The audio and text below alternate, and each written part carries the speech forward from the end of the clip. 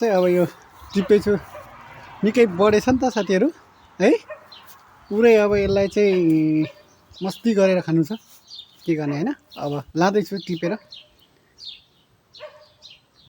साग यसरी धुइ पखाल गरियो साथीहरू होइन। अब यहाँनिर चाहिँ बङ्गुरको मासु पाक्दैछ है, मजाले पकाउँदै गरेको छु।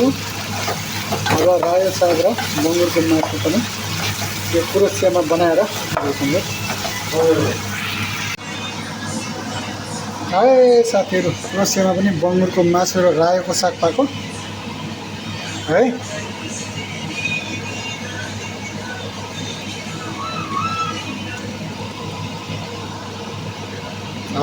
चारपाटी है बस।